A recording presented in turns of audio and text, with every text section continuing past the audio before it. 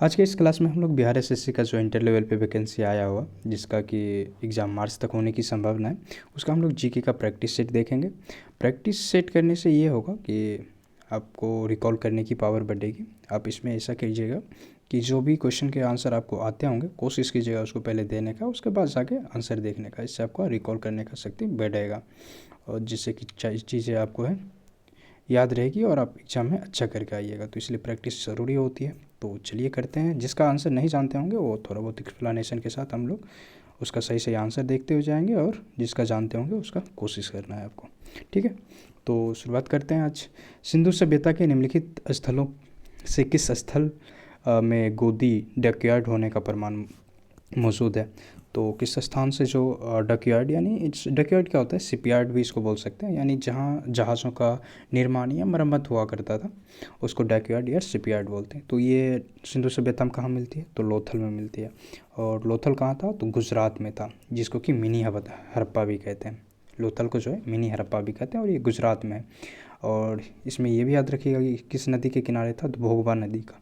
ये इसलिए इम्पोर्टेंट हो जाता है क्योंकि वहाँ बंदरगाह मिलने का, जैसे कि ये डकयार्ड यानी शिपयार्ड मिलने का प्रमाण मिलता है, तो इसलिए भोगवा नदी याद रखिएगा इसको। अगला क्वेश्चन है कि उत्तरी बिहार का प्राचीन नाम क्या है? तो उत्तरी बिहार का प्राचीन नाम क्या था? तो इसको बज्जी कहा जाता था। तो ध्यान में रखिएगा, उत्तरी बिहार को बज्जी नाम से जाना जाता था प्राचीन काल में। अगला देखिए, आप लोग कोशिश करते रहिएगा जिसका आंसर जानते होंगे। अगला क्वेश्चन है कि निम्न में से कौन सा युग्म सही सुमेलित है? यानी ये पूछ रहा है जैसे डलहौजी, तो डलहौजी बोल रहा है सती प्रथा, तो ये तो गलत है क्योंकि डलहौजी सती प्रथा का उन्मूलन किसने किया था? तो लॉर्ड विलियम बेंटिक ने किया था। और डलहौजी का क्या था? तो हड़प नीति इसका बहुत फेमस था, डॉक्ट्रिन ऑफ लैप्स की थ्योरी जो थी इसका। उसके बाद कॉर्नवालिस अस्थाई भूबंदोबस्त, तो अस्थाई भूबंदोबस्त जो है ये कॉर्नवालिस के द्वारा ही लाया गया था, तो इसलिए ये सही हो जाएगा। कॉर्नवालिस अस्थाई भूबंदोबस्त इसका था। उसके बाद बिलेजली की सहायक संधि, ये तो आप लोग मतलब एक साथ पढ़ने से ही क्लियर हो जा रहा है कि बिलेजली की सहायक संधि, तो ये भी सही है, बिलेजली की सहायक संधि थी। और विलियम बेंटिक रेगुलेटिंग एक्ट, तो ये गलत है क्योंकि रेगुलेटिंग एक्ट जो है ये 1773 में आया था। उस समय वारेन हेस्टिंग्स था। आप हिस्ट्री में जो है गवर्नर जनरल में कौन सा कार्य किसके कार्यकाल में हुआ था, इसको अच्छे से कर लीजिएगा क्योंकि ये एक तरह से देखिएगा मॉडर्न हिस्ट्री का बैकबोन है। इससे आपको एक तो मतलब देखिए तो एक तरह से पूरा का पूरा मॉडर्न हिस्ट्री का लगभग पार्ट आपको इससे रिवीजन हो जाएगा और पूछता इम्पोर्टेंट भी है। ये हर एग्ज़ाम के लिए पॉइंट ऑफ व्यू से इम्पोर्टेंट है, तो इसको आपको अच्छे से करना है। तो इसमें कौन कौन सा सही? कॉर्नवालिस का अस्थायी भूबंदोबस्त और बिलेजली का जो है सहायक संधि। और ये तो गलत ही हो गया क्योंकि विलियम बेंटिक का सती प्रथा था और रेगुलेटिंग एक्ट जो है वारेन हेस्टिंग्स का था। तो 2 और 3, तो सही जवाब होता ऑप्शन डी। अगला क्वेश्चन है कि क्रिप्स मिशन का प्रस्ताव कब आया? तो क्रिप्स मिशन का प्रस्ताव जो है ये कब आया था? 30 मार्च 1942 को आया था ये, तो सही जवाब इसका होता 30 मार्च 1942 को। और ध्यान रखिएगा कि इस समय जो है क्रिप्स मिशन प्रस्ताव जो है ये सिर्फ आया था, मतलब इसके आने के बाद इसमें संविधान सभा के गठन का प्रस्ताव था। एक आपसे क्वेश्चन ये भी पूछेगा कि संविधान सभा के गठन का प्रस्ताव किस में था? तो प्रस्ताव इसी में था क्रिप्स मिशन में, लेकिन गठन इसके आधार पर नहीं हुआ था, बस इसमें प्रस्तावित था। प्रस्ताव ऐसा दिया गया था कि भारत के संविधान के लिए संविधान सभा होनी चाहिए। अगला क्वेश्चन है कि दिल्ली समझौता किसे कहा जाता है?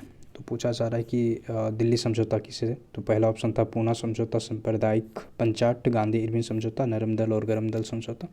तो दिल्ली समझौता क्या था? तो गांधी और इरविन के बीच जो समझौता हुआ था ये कब हुआ था?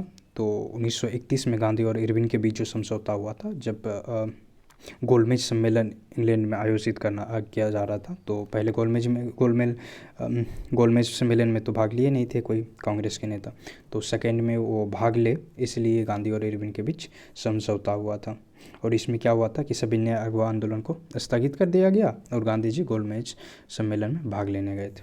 तो गांधी इरविन समझौता को ही दिल्ली समझौता के नाम से जाना जाता है।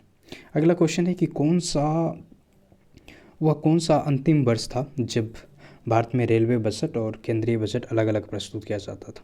इसमें पूछा जा रहा है कि जैसे अभी जो है भारतीय बजट और रेलवे बजट दोनों एक ही साथ आता है, मतलब अलग अलग नहीं है, ये जो मेन केंद्रीय बजट निकलता है उसी में भारत का भी रेलवे बजट भी है। तो लेकिन इससे पहले नहीं था, कब तक नहीं था, तो 2016 जो था, 2017 में इसको ख़त्म कर दिया गया, मतलब दोनों को मर्ज कर दिया गया। तो लास्ट बजट कब था, 2016 का, क्योंकि 17 में तो इन्हें मर्ज ही कर दिया गया। अगला क्वेश्चन है कि 2019-20 के दौरान दरभंगा राज में किसान आंदोलन का नेता कौन था। दरभंगा राज का जो मधुबनी वाला क्षेत्र, इसको दरभंगा राज कहा जाता था, और यहाँ किसान नेता जो था स्वामी विद्यानंद, ये यहाँ के फेमस किसान नेता थे। तो सही जवाब होता स्वामी विद्यानंद थे दरभंगा राज के 1919-20 के दौरान किसान नेता। अगला क्वेश्चन है कि वास्को डी गामा ने समुद्र मार्ग की खोज की थी। तो सब जानते हैं कि भारत के लिए समुद्र मार्ग की खोज की थी, तो सही जवाब होता भारत के लिए। कब की थी, तो 1498, 17 मई 1498 इस ये आया था यहाँ। और इसमें तो ये लिस्बन से चला था दोस्तों, ये लिस्बन का था, जो कि पुर्तगाली नाविक था। अगला क्वेश्चन है कि इनमें से कौन घटना द्वितीय विश्व युद्ध का परिणाम नहीं है।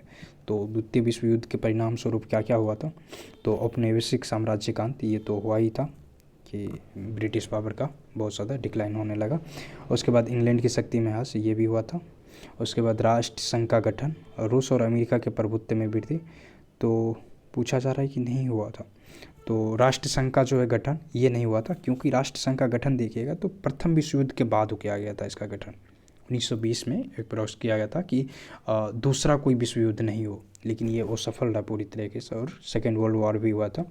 तो ये कब किया गया था, तो ये प्रथम विश्व युद्ध के बाद ही किया गया था राष्ट्र संघ का गठन, इसको ध्यान में रखिएगा, और 1920 में किया गया था ये। अगला क्वेश्चन है कि पीपल्स वॉर ग्रुप संबंधित है। तो पीपल्स वॉर ग्रुप जो है ये एक नक्सलवादी ग्रुप है, जो कि अरुणाचल प्रदेश जो है एरिया, आंध्र प्रदेश वाला जो एरिया वहाँ ये सक्रिय था, लेकिन बाद में इसको 2004 के अप्रॉक्स मार्क्सवादी कम्युनिस्ट पार्टी में विलय कर दिया गया। तो पीपल्स वॉर ग्रुप क्या था, तो एक नक्सलवादी ग्रुप था जो कि आंध्र प्रदेश में एक्टिव था। अगला क्वेश्चन है कि भारत का संविधान सभा के द्वारा डैश को अपनाया गया। एक मिनट, हाँ परफेक्ट है। तो संविधान सभा द्वारा कब अपनाया गया था, तो आप लोग जानते हैं कि 26 जनवरी और 1950 को लागू किया गया था, ये संविधान लागू हो गई थी, लेकिन संविधान सभा के द्वारा जो है एक मंथ पहले ही इसको एक्सेप्ट किया गया था, मतलब बन के तैयार हो गया था हमारा संविधान। तो कब टाइम था, 26 नवंबर 1949 को बन के तैयार हो गया था और संविधान सभा के द्वारा अपना लिया गया था। लेकिन इसको एक महीना बाद लागू करने का पीछे ये रीज़न था कि कांग्रेस ने जो है 1930 में जो है इसी डेट को 26 जनवरी 1930 को ही स्वतंत्रता दिवस के रूप में मनाया था। तो इसलिए सब चाह रहे थे कि कांग्रेस ने 1930 में 26 जनवरी को ही स्वतंत्रता दिवस माना है, तो इसलिए उसी डेट को इस संविधान को लागू किया जाना चाहिए। तो इसलिए 26 जनवरी 1950 को हुआ था, लेकिन 26 नवंबर को ही हमारा संविधान बन के तैयार हो गया था। अगला क्वेश्चन है कि भारतीय संविधान को संविधान सभा ने कब पास किया। वही मतलब संविधान सभा द्वारा अपनाना या पास करना एक ही हो, तो 26 नवंबर 1949 ही इसका भी सही आंसर हो जाएगा। अपनाना या पास करना मतलब संविधान सभा द्वारा कंप्लीट कर दिया गया था कि इस डेट को लागू होगा। आगे का क्वेश्चन देखते हैं। अगला क्वेश्चन है कि किस संविधान से भारत ने राज्य के नीति निर्देशक तत्वों के विचार को अपनाया था। तो आप लोग जानते हैं कि भारत का संविधान जो है वो कई सारे देशों के संविधान को पढ़ने से लिया गया, मतलब सबका कंपाइलेशन है, जो भी चीज़ें जिसमें अच्छा लगा वो चीज़ एडोप्ट किया गया है। तो इसी के अथी में राज्य के नीति निर्देशक तत्व जो जिसको DPS भी बोलते हैं, वो कहाँ से लिया गया, तो आयरलैंड के संविधान से लिया गया। और ऐसे आप में नहीं पूछेगा, लेकिन कई एग्जाम में पूछता कि आयरलैंड ने किससे लिया था, तो स्पेन से लिया था। ध्यान में इसको भी रख लीजिएगा कि स्पेन से लिया था वो भी। तो आगे का क्वेश्चन देखते हैं। 13 नंबर पे हम लोग आ गए, और ये किस में है, तो संविधान के भाग 4 में है। ये पॉलिटी का इंपॉर्टेंट है, इसको ध्यान रखिएगा कि भाग 4 में है DPSP। तो आयरलैंड से लिया गया था और भाग 4 में है। अगला क्वेश्चन है कि निम्नलिखित में से किस विषय पर केंद्रीय और राज्य सरकार दोनों कानून बना सकती है। तो केंद्रीय और राज्य दोनों सरकारें कानून बना सकती है। वैसे विषय को समवर्ती सूची में रखा गया, तो सही जवाब होता समवर्ती सूची में, क्योंकि केंद्रीय विषय तो केंद्रीय सूची तो केंद्रीय बनाएगा और राज्य तो। अपशिष्ट विषय भी ध्यान रखिएगा कि अपशिष्ट वाला पे केंद्र बनाता है, अपशिष्ट विषय जैसे अनुसंधान वाला हो गया या स्पेस वाला, इस टाइप का जो भी एक्स्ट्रा बचा हुआ अपशिष्ट विषय बोलते हैं उसको, उस पर केंद्र ही बनाएगा, लेकिन समवर्ती सूची पे दोनों बना सकता है। तो अगला क्वेश्चन है कि एक मिनट रुकिए, निम्नलिखित में से कौन सा एक युग्म सही सुमेलित है? आप लोग कोशिश कीजिए। हाँ, तो कौन सा युग्म सही सुमेलित है? तो अनुच्छेद 17 में कानून के समक्ष समानता, तो अनुच्छेद 17 में ये चीज़ नहीं है। अनुच्छेद 17 में क्या दिया हुआ था? अस्पृश्यता, मतलब अनटीचेबिलिटी जो होती है, अस्पृश्यता, छुआछूत की को ख़त्म करना, वो चीज़ दिया हुआ है।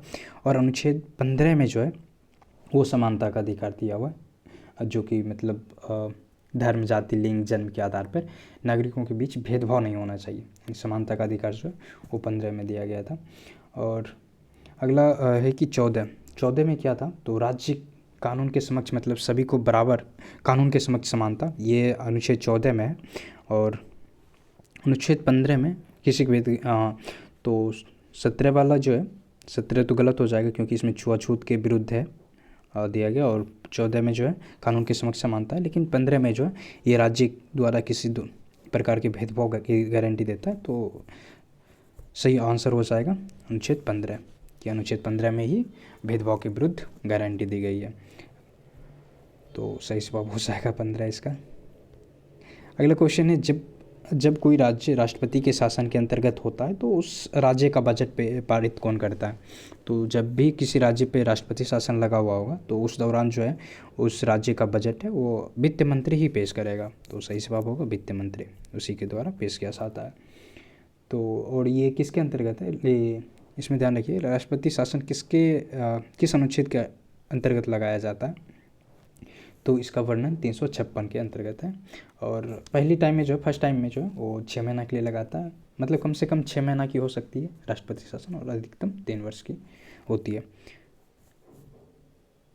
अगला क्वेश्चन देखते हैं, भारत का प्रथम आम चुनाव में हुआ, तो इसमें थोड़ा सा ध्यान रखिएगा कि 1952 में हुआ था, मतलब 1952 में हुआ था, लेकिन आपको सीरियल वाल दिया हुआ तो 1951 से 52 मारिएगा, क्योंकि कई बार बच्चे 1952 से 53 भी मार देते हैं, ये नहीं होगा। 1951 से 52 प्रथम आम चुनाव का पहली बार हुआ था। अगला क्वेश्चन है कि पंचायत समिति के सदस्य अक्सर डैश वर्ष के लिए चुने जाते हैं। तो पंचायत समिति कितने वर्ष के लिए चुने जाते हैं? 5 वर्ष के लिए। आप लोग ग्रामीण क्षेत्र से बिलोंग करते होंगे तो ये सब क्वेश्चन आपका ऐसे ही बन जाना। सितंबर 2018 में किस भारतीय राज्य के पहले नागरिक विमानपत्तन का उद्घाटन किया गया था? ये क्वेश्चन समझिए, बोल रहा है कि मतलब 2018 में, इसे तो ये करंट अफेयर्स का एक तरह से डाल दिया गया, बट ध्यान में रख लीजिएगा। सितंबर 2018 में जो है सिक्किम में पहले नागरिक विमानपत्तन का जो है किया गया था। तो कब मतलब किस राज्य में किया गया था? तो सिक्किम में किया गया था पहले नागरिक विमानपत्तन का उद्घाटन, तो ये सिक्किम में हुआ था 2018 में। अगला क्वेश्चन है कि और देश का 100वां था और सिक्किम का पहला था। अगला क्वेश्चन है कि भारतीय साक्ष्य अधिनियम डैश में अस्तित्व में है। तो भारतीय साक्ष्य अधिनियम जो है ये कब लाया गया था? तो 1 सितंबर 1872 को इसको लाया गया था। तो सही जवाब हो जाता 1 सितंबर 1872 में। भारतीय साक्ष्य अधिनियम ये अंग्रेज़ के टाइम में ही मतलब आया था, और इसमें यही था कि जो दोषी है वो साक्ष्य प्रस्तुत कर सकता है, इसी तरह का था। वो अब जब थ्योरी क्लास कीजिएगा तो उसमें डिटेल में आपको डिस्कशन करने को मिलेगा, बट इसमें तो बस आंसर देखते ही चाहिए और थोड़ा बहुत देखेंगे जो भी होगा। निम्न में से कौन सा ग्रह आकार और द्रव्यमान के मामले में पृथ्वी के लगभग समान है? तो पृथ्वी के लगभग समान है आकार और द्रव्यमान के मामले में, तो शुक्र ग्रह, इसलिए तो शुक्र को मतलब पृथ्वी का जुड़वा बहन कहते हैं ना, जुड़वा बहन, इसी वजह से कहते हैं कि वो लगभग सिमिलर है। अगला क्वेश्चन, तो शुक्र इसका आंसर हो जाएगा। अगला क्वेश्चन है कि 1 सितंबर को किस दिवस के रूप में मनाया जाता है? तो 1 सितंबर नहीं है, दिसंबर है। आप लोग सही से क्वेश्चन पढ़ने का। 1 दिसंबर क्या है? मतलब 1 दिसंबर को विश्व एड्स दिवस मनाया जाता है, और इसमें इम्पोर्टेंट यही है कि आप एड्स का जो है फुल फॉर्म देख लीजिएगा। एक्वायर्ड इम्यूनो डिफिशिएंसी सिंड्रोम होता है, और HIV का भी एक रखिएगा, वो भी सिमिलर ही है, human immuno deficiency virus, human immuno deficiency virus और एक्वायर्ड इम्यूनो डिफिशिएंसी सिंड्रोम। तो ये दोनों का फुल फॉर्म याद कर लीजिएगा। उसके बाद एक 1 दिसंबर को जो है एड्स दिवस मनाया जाता है। ये 1988 से मनाना शुरू हुआ। अगला क्वेश्चन है कि लावनी किस भारतीय राज्य का प्रसिद्ध लोक नृत्य है। तो लावनी जो है ये महाराष्ट्र की लोक नृत्य है। लोक नृत्य वाला जो है आप अच्छे से स्टैटिक्स पोर्शन का इसको कर लीजिएगा, क्योंकि आप प्रीवियस ईयर भी देखिएगा तो उसमें भी लगातार क्वेश्चन उससे हर एक सेट में था। हम लोग ने प्रीवियस ईयर भी किया जो कि 7 सेट था टोटल, तो देखिएगा तो उसमें 1-2 क्वेश्चन लोक नृत्य से है, खास करके बिहार से रिलेटेड ही पूछा, बट आपको देख के जाना है इसको अच्छे से। निम्नलिखित में से किस प्रकार का कोयला उच्चतम क्वालिटी का गुणवत्ता का होता है। तो सबसे उच्चतम क्वालिटी का कोयला कौन सा होता है, तो ये एंथ्रोसाइट, क्योंकि इसमें 85 से लेकर 90% तक जो है कार्बन की मात्रा होता है और नमी कम होता है, तो जिसकी वजह से धुआं कम निकलता है। तो एंथ्रोसाइट सबसे बेस्ट होता है। और सबसे निम्न क्वालिटी का एक तरह से कहिए तो लिग्नाइट होता है। लिग्नाइट कम, क्योंकि इसमें नमी की मात्रा ज़्यादा होती है, और जो ज़्यादा कोयला अच्छा होगा वो ज़्यादा काला होगा। इसका देखिएगा तो शायद भूरा कलर होता है इन लिग्नाइट का। क्योंकि आगे का देखते हैं। विश्व का सबसे गहरा महासागर। तो विश्व का सबसे गहरा और बड़ा भी पूछेगा तो प्रशांत महासागर, जो कि गहरा और बड़ा भी है, सबसे बड़ा भी यही है। अगला क्वेश्चन, निम्न में से कौन सा एक भूमध्य राज्य है। भूमध्य राज्य यानी जिसके चारों तरफ भूमि ही हो, जैसे कि अपना बिहार देख लीजिए। बिहार ही आंसर होगा, क्योंकि बिहार के उत्तर में तो नेपाल पड़ती है, उत्तर में नेपाल और दक्षिण में फिर झारखंड है, पूर्व में फिर पश्चिम बंगाल है और पश्चिम में उत्तर प्रदेश है, यानी चारों तरफ से भूमि है। और कई बार बिहार सरकार यही लॉजिक भी देता है कि बिहार का किसी समुद्री रास्ते से ना जुड़ाव होने के कारण इसका विकास ज़्यादा नहीं हो पाया। बट ये तर्क कुछ हद तक हो सकता है सही, लेकिन पूरी तरीके से तो नहीं है, क्योंकि बहुत सारे, क्योंकि दुनिया में देखिएगा 44 ऐसे देश हैं, आपको ये क्वेश्चन भी बनता है कि 44 ऐसे देश हैं जो चारों तरफ से भूमध्य है पूरी तरीके से। अगला क्वेश्चन है, निम्नलिखित में से प्रायद्वीपीय भारत की सबसे बड़ी नदी। प्रायद्वीपीय भारत यानी दक्षिण का जो प्रायद्वीपीय वाला प्लेट्यू वाला भाग है, उसके उधर का सबसे बड़ी नदी पूछ रहा है ना, सबसे बड़ी नदी। कोशिश कीजिए आप लोग।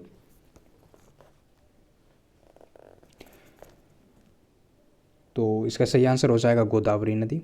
गोदावरी नदी को बिर्धगंगा या दक्षिण का गंगा भी कहा जाता है, और ये महाराष्ट्र के नासिक जिला से निकलता है। तो दक्षिण गंगा या बिर्धगंगा या प्रायद्वीपीय भारत की सबसे लंबी नदी गोदावरी नदी। ऐसे इसकी लंबाई तो नहीं पूछनी चाहिए, बट आप लोग ध्यान में रख लीजिएगा कि इसका जो है 21,02,812 वर्ग किलोमीटर है। आपको इसे लंबाई नहीं जाननी है, क्योंकि वो उतना नहीं पूछना चाहिए, बट आप अगला क्वेश्चन है कि किस बहुउद्देशीय नदी घाटी परियोजना का निर्माण महानदी पे हुआ। तो महानदी पे जो है कौन सी बहुउद्देशीय परियोजना बनी, तो हीराकुंड जो है ये महानदी पे ही स्थित है, और किस राज्य में है, तो उड़ीसा राज्य में ये पड़ता है। तो आगे का देखते हैं, किस भारतीय राज्य में सार्वजनिक क्षेत्र में वन स्थित है। मतलब ये सार्वजनिक क्षेत्र में वन स्थित है। हाँ, तो इसमें ये होगा कि मतलब सबसे अधिक जो है वन किस राज्य में, तो सब जानते हैं कि मध्य प्रदेश में सबसे अधिक वन पाया जाता है इंडिया में। उसके बाद टोटल इंडिया में जो है वो 24.4% मतलब वन है, इस सब में वन है, लेकिन 33 होना चाहिए, 33% वन होना चाहिए, ऐसा एक आइडियल केस है, मतलब इतना होना चाहिए, बट हमारे इंडिया में कम है। ये ब्रिटिश काल के दौरान इतना कम होने का रीज़न एक तरह से मान सकते हैं, क्योंकि ब्रिटिश जब हमारा देश आज़ाद हुआ था तो लगभग 15% ही था, उसको बहुत हद तक बढ़ाया गया, क्योंकि एक तरह से अंग्रेज़ जो था वो काफ़ी इसका शोषण किया, मतलब दमनकारी नीति या इस तरह से यहाँ का जो संसाधन था उसका काफ़ी दोहन किया उन्होंने। अगला क्वेश्चन है कि मध्य प्रदेश में खेती की कृषि विधि, झूम कृषि को डैश भी कहते हैं। झूम कृषि जो होता है जिसमें कि आई थिंक मतलब किसी जंगल को जो है जला के कुछ दिन के लिए छोड़ दिया जाता है, और फिर वहाँ खेती करके जब वो देखता है कि उपजाऊ अब नहीं रहा, मतलब कुछ फसल करने के बाद, तो फिर उसको छोड़ के चला जाता है दूसरे जगह। तो इस अब पॉसिबल नहीं है ऐसा, अब ऐसे भी गवर्नमेंट अब बैंड कर दिया, बट कुछ जनजातीय के लिए अभी भी है कि वो लोग कर सकता है। तो ये पहले टाइम में होता था। तो वही पूछ रहा है कि झूम खेती को मध्य प्रदेश में किस नाम से जानते, तो दहिया ये नाम से जाना जाता है मध्य प्रदेश में, तो सही आंसर तो दहिया। अगला क्वेश्चन है कि राष्ट्रीय खाद्य सुरक्षा मिशन का लक्ष्य निम्न में से किन उत्पादों के उत्पादन को बढ़ाना था। तो राष्ट्रीय खाद्य सुरक्षा मिशन जो कि आई थिंक 2007 में आया था, इसको मनमोहन सिंह के द्वारा लाया गया था। तो इसमें जो है मोटे अनाज जितने भी थे, जैसे चावल, गेहूँ, फल और दलहन, ये सब आए थे, मतलब सबके अति में बढ़ोतरी करना था। तो सही जवाब होता है ऑप्शन डी। अगला क्वेश्चन है 32 नंबर। जनगणना 2011 के अनुसार निम्न में से किस राज्य का जनसंख्या घनत्व सबसे कम है? जनसंख्या घनत्व सबसे कम है, जैसे कि सबसे ज़्यादा अपना बिहार का है 1106, मतलब आदमी 1106 है, हाँ 1106 आदमी जो है पर वर्ग किलोमीटर में रह रहा है। तो उसी तरह सबसे कम कहाँ है? तो मिजोरम का है सबसे कम। आप जान के हैरान होइएगा कि पर वर्ग किलोमीटर 17 आदमी ही रहते हैं और बिहार में 1106, इतना का डिफरेंस है। बट वहाँ का इन्वायरमेंट भी उसी तरह का है, इसलिए वहाँ पर रहना पॉसिबल नहीं है। नहीं तो ऐसा नहीं समझिएगा कि सारे बिहार वाले मतलब अदर जो जगह के हैं वो अरुणाचल प्रदेश में ही जाके बस जाए तो अच्छा रहेगा, ऐसा नहीं हो।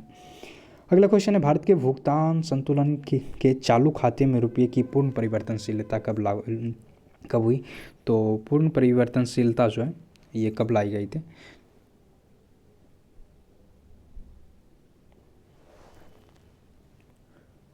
तो इस सही जवाब हो जाएगा इसका 29 अगस्त 1994 में, क्योंकि अब देखिएगा तो 1951 में एक बाद ग्लोबलाइजेशन का इंडिया में ग्लोबलाइजेशन को देखने को मिला था। तो पूर्ण परिवर्तनशीलता मतलब करेंसी, अपना जो इंडिया करेंसी है उसको चेंज कर सकता है, तो इसको 1994 में लाया गया था। तो सही जवाब होता। अगला क्वेश्चन है कि बैंक नोट प्रेस कहाँ, आई थिंक अच्छे से रिकॉर्ड हो रही होगी, आवाज़ भी आपको जा रही होगी क्योंकि कई बार होती है। बैंक नोट प्रेस कहाँ स्थित है? तो बैंक नोट प्रेस जो है ये देवास, जो कि कहाँ पड़ती है? तो देवास मध्य प्रदेश में जो है देवास में बैंक नोट प्रेस है। ऐसे देखिएगा तो देश में 4 नोट प्रेस हैं, जिसमें कि देवास, नासिक, मैसूर, सालवानी, मतलब 4 जगह हैं नोट प्रेस, लेकिन बैंक नोट प्रेस जो है वो देवास मध्य प्रदेश में पड़ता है। अगला क्वेश्चन है कि समुराई योद्धा वर्ग है। समुराई योद्धा वर्ग है, हाँ तो समुराई जो है ये जैसे अपना तरफ गोरखा होता है ना, उसी तरह ये एक लड़ाकू वर्ग है, मतलब दिया जाता है। तो ये जापान में है, जापान अभी नहीं है, बहुत पहले 12वीं शताब्दी के अप्रॉक्स था, ये ओल्ड हिस्ट्री का पूछ दिया है। तो ये जापान की योद्धा वर्ग था समुराई, तो सही जवाब होता है जापान में। अगला क्वेश्चन है कि स्पेनिंग जेनी का खोज किसने किया? हाँ तो स्पेनिंग जेनी ये एक तरह से करघा था, जैसे चरखा जो होता है जिसमें कि सूत काटा जाता है। तो बोल रहा है इसकी खोज, तो इसकी खोज जो है जेम्स हारग्रीव्स ने किया था। और इसके खोज से क्या हुआ था कि पहले चरखा में एक बार में एक ही सूत का धागा, मतलब एक ही करता था। इसके वजह से क्या हुआ था कि एक ही में मल्टीपल, मतलब कई सारे करता था, जैसे कि मतलब कम टाइम में ज़्यादा से ज़्यादा सूत काटने का प्रचलन बढ़ता गया। तो ध्यान में रखिए जेम्स हारग्रीव्स ने किया था, इंपॉर्टेंट है, कई बार कई एग्जाम में आया हुआ।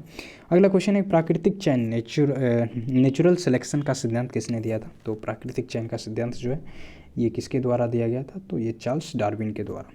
तो सही जवाब हो जाएगा चार्ल्स डार्विन। अगला क्वेश्चन है कि पौधों में निषेचन के फलस्वरूप उत्पन्न एकल कोशिकीय डैश कहलाती है। तो आप लोग जानते हैं ये निषेचन के फलस्वरूप जो एकल कोशिकीय उत्पन्न होती है उसको युग्मनज कहते हैं। तो सही जवाब होगा युग्मनज बनती है निषेचन के बाद।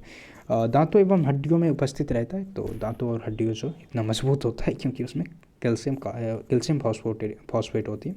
तो सही जवाब होगा कैल्शियम फॉस्फेट की वजह से। अगला क्वेश्चन है कि पित्तरस का कार्य क्या है? तो पित्तरस का जो कार्य वो वसा को पचाना है। और ये निकलती क्या है? तो यहाँ सही हो जाएगा वसा की एमएलसीकरण, वसा का जो पाचन क्रिया होता है एमएलसीकरण। तो वसा का एमएलसीकरण है पित्तरस का कार्य। और ये निकलती कहाँ से? तो ये यकृत से निकलने वाली रस है। तो सही जवाब होता। अगला क्वेश्चन देखते हैं। अगला क्वेश्चन है कि वह तत्व जिसका परमाणु क्रमांक एवं परमाणु भार समान होता है। तो परमाणु क्रमांक और परमाणु भार दोनों समान होता है, वो हाइड्रोजन का होता है।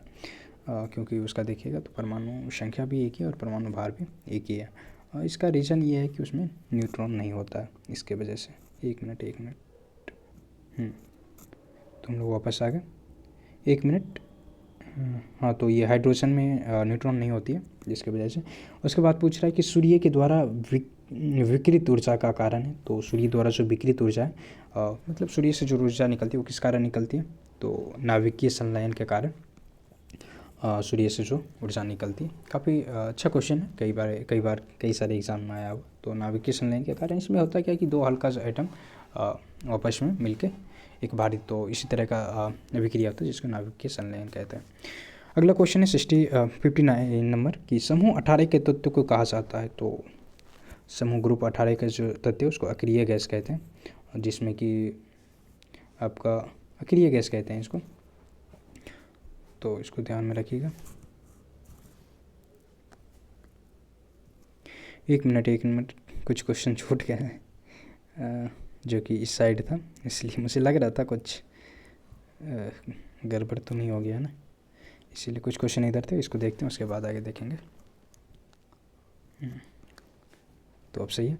जब हृदय की मांसपेशियों को पर्याप्त ऑक्सीजन नहीं पहुंचती है तो तीव्र छाती के दर्द के लक्षण दिखते हैं, ये क्या कहलाती है? तो घबराइएगा नहीं, वो क्वेश्चन थोड़ा सा मिसिंग हो गया था इस साइड था, बाकी हम कर लेते हैं फिर से। तो ये किसके वजह से होता है? तो एंजिना पेक्टोरिस एक बीमारी है, इसके वजह से होता है, जो कि एंजिना पेक्टोरिस, ये इस बीमारी के कारण जो है वो हार्ट में सही से ऑक्सीजन मतलब पर्याप्त मात्रा में नहीं पहुंच पाती है। तो वो कौन सी बीमारी होती है? एंजिना पेक्टोरिस के ये लक्षण होते हैं। अगला क्वेश्चन है कि बोमन संपुट किस तंत्र का भाग है?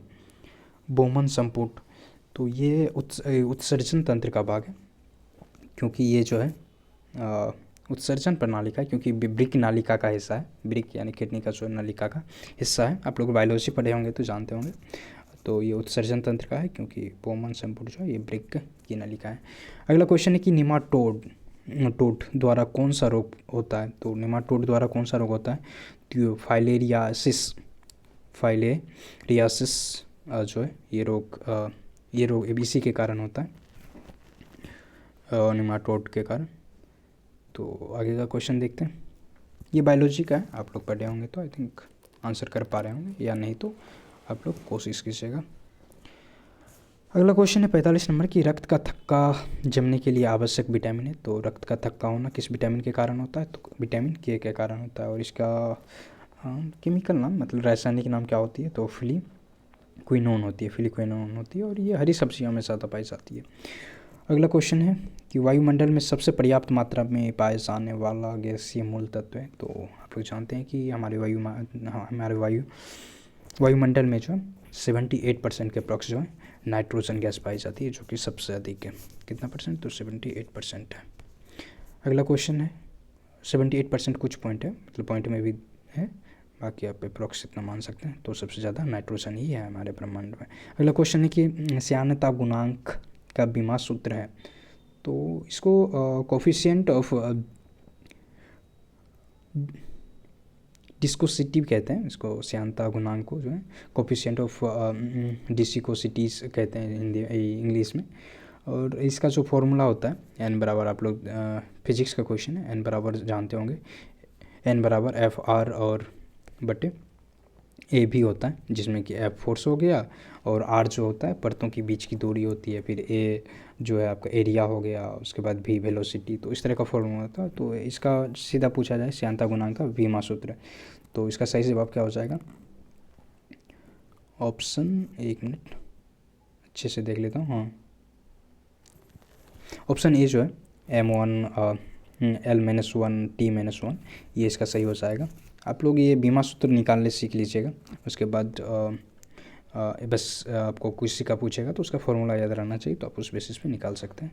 तो श्यानता गुणांक का क्या हो जाएगा? M1 L-1 और T-1।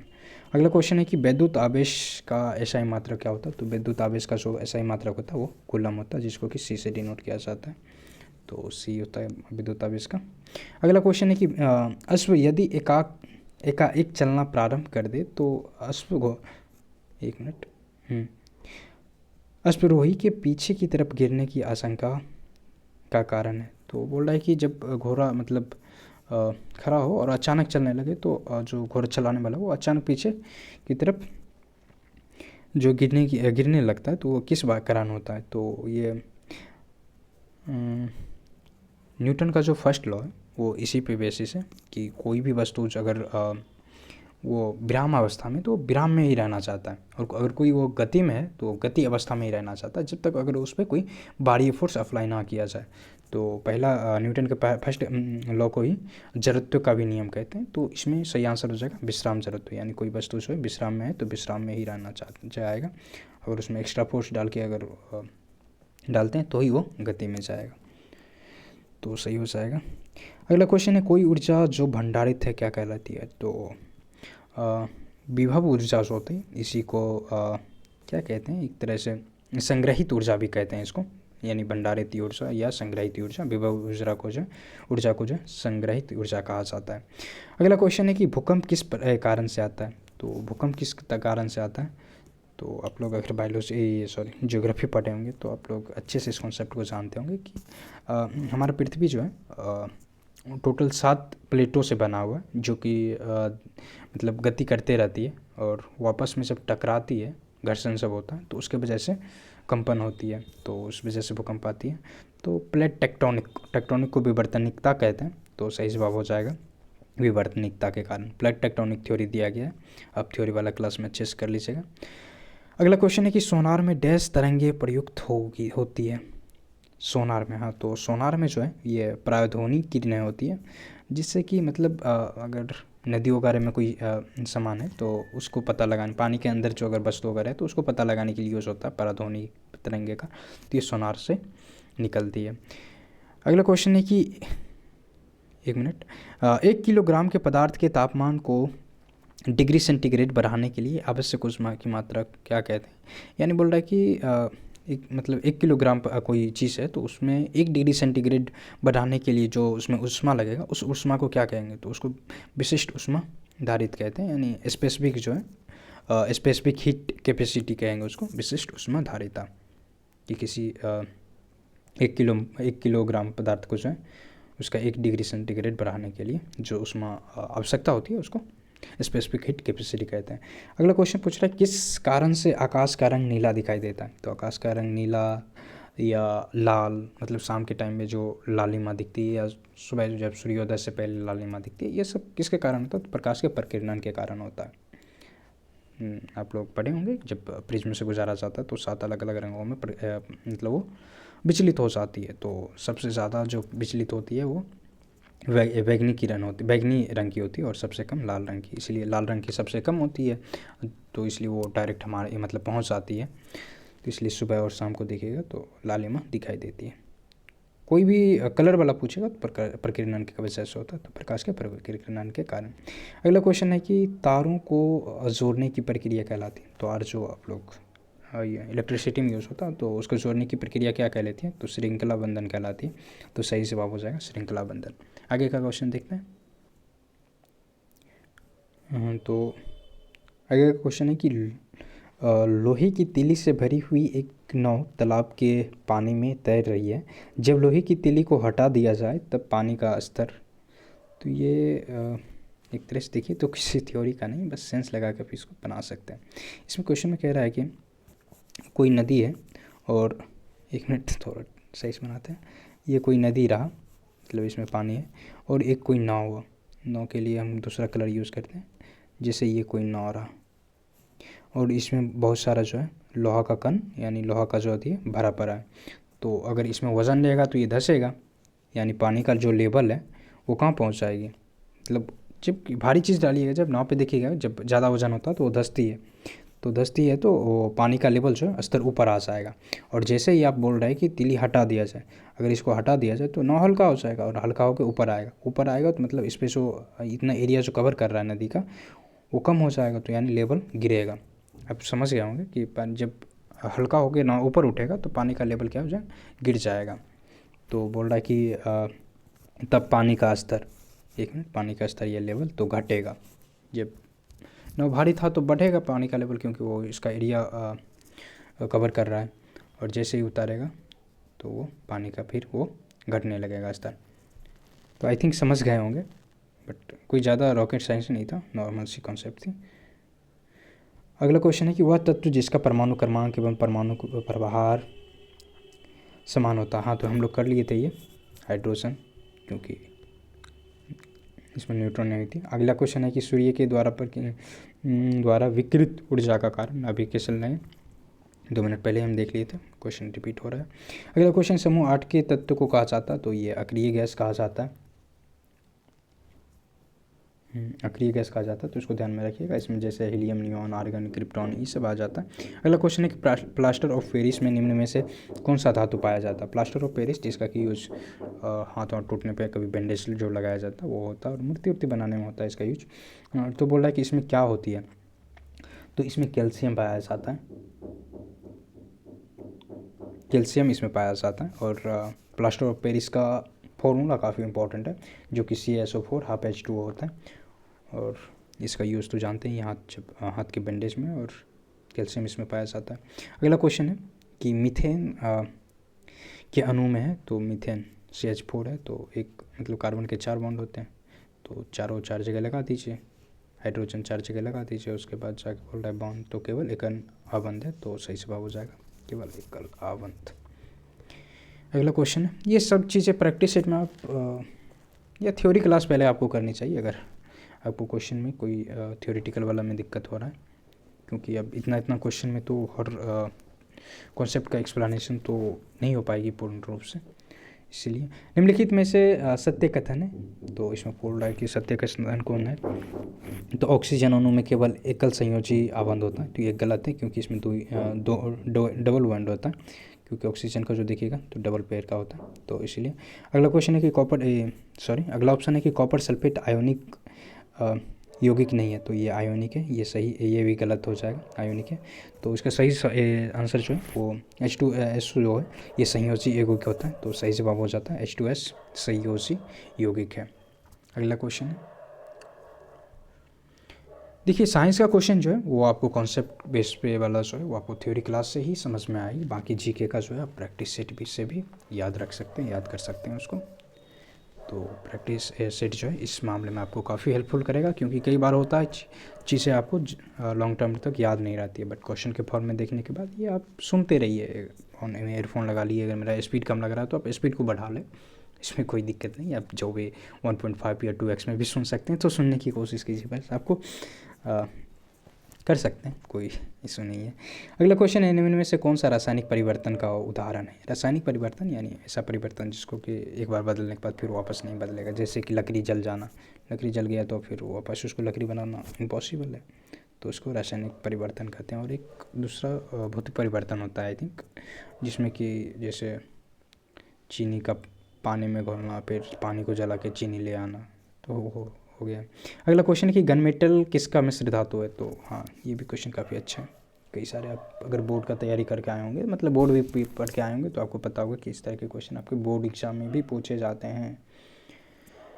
तो 64 का आप लोग को कोशिश करना है इसमें, तो इसमें होता है तांबा, टिन और जास्ता, सही आंसर हो जाएगा तांबा, टिन और जास्ता।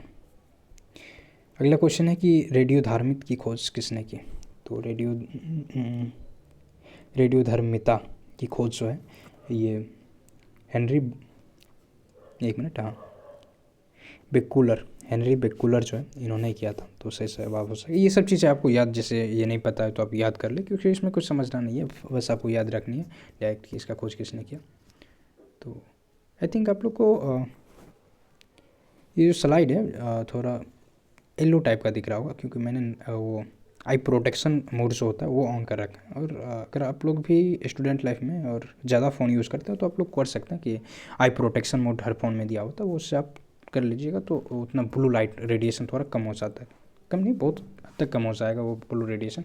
जैसे आप देख रहे होंगे अभी पीला मेरा थोड़ा सा लाइट दिख रहा होगा, अगर आपने नहीं कर रहा होगा तो आपका फ़ोन का जो है वो देखिएगा तो उजला होगा। अगला क्वेश्चन है, तो देख लीजिए, एक ग्रुप के तत्व का सामान्य गुण है, तो बोल रहा है कि ग्रुप में जो है ऊपर से जब नीचे आइएगा तो परमाणु संख्या भी, मतलब वो इसमें पूछ रहा है सामान्य, तो परमाणु संख्या भी बढ़ती है, एक कक्षा में इलेक्ट्रॉन की संख्या ये भी बढ़ती है, परमाणु आकार भी बढ़ता है जब ऊपर से नीचे की ओर आप आइएगा पीरियोडिक टेबल में, लेकिन संयोजक इलेक्ट्रॉन की संख्या जो है वो नहीं बढ़ती है, वो समान ही रहती है, तो सही जवाब हो जाएगा संयोजक इलेक्ट्रॉनों की संख्या। अब ये पीरियोडिक टेबल का सवाल था, अगर आप पढ़े होंगे तो आपको ये सब सवाल ईजी ही लग रहा होगा। बिहार की स्थापना कब किया गया था? तो बिहार की स्थापना कब किया गया था? 1912 में इसकी स्थापना हुई थी। तो सही जवाब होता है 1912 में। जैसे अब ये जीके यानी सामान्य नॉलेज है, जो कि आपको ऐसे रट सकते हैं क्वेश्चन के फॉर्म में देखिए, और अगर याद है तो ठीक है, मतलब कोशिश कीजिए, नहीं था आंसर को रट लीजिए। बिहार का कौन सा शहर 5 पहाड़ियों से घिरा हुआ है? तो 1 मिनट, हाँ तो 1 मिनट,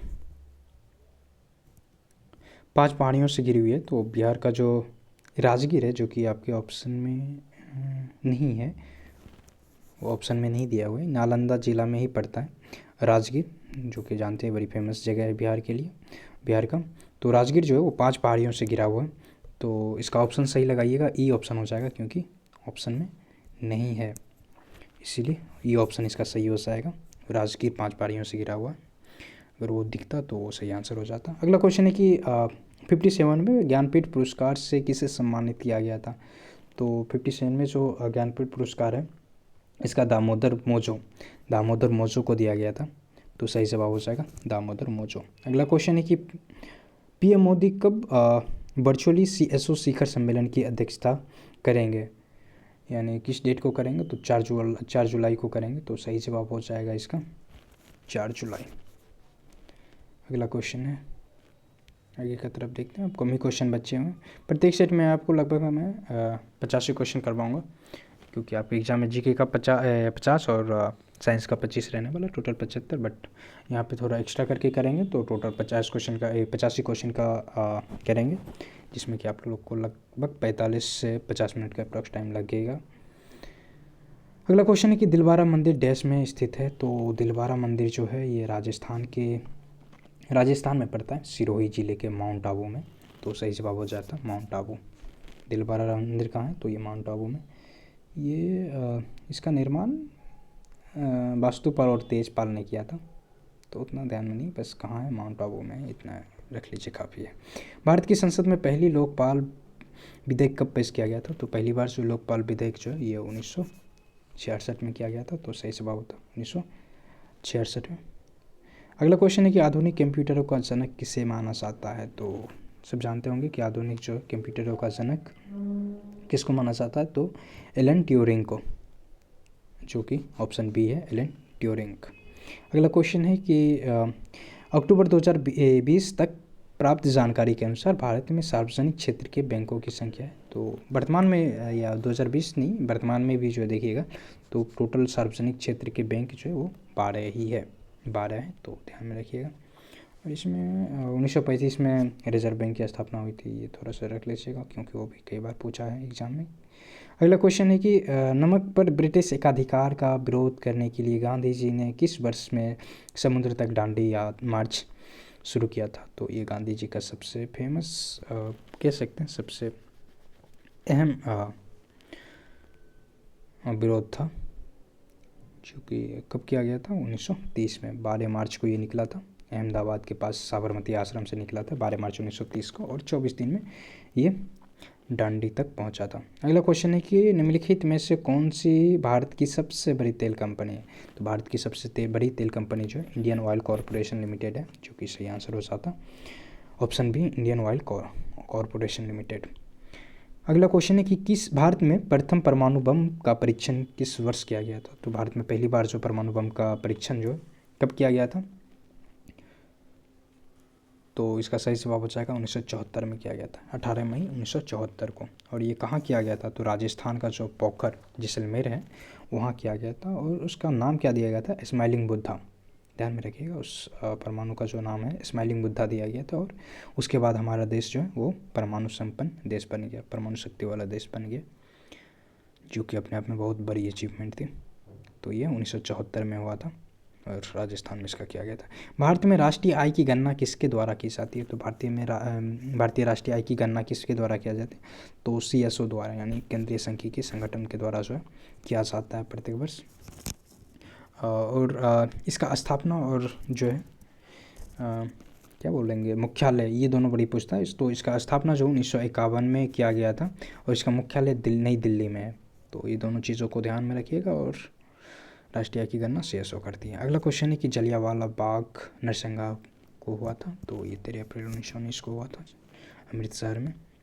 अगला क्वेश्चन है कि भारत में खिलाफत आंदोलन के बारे में क्या सही है।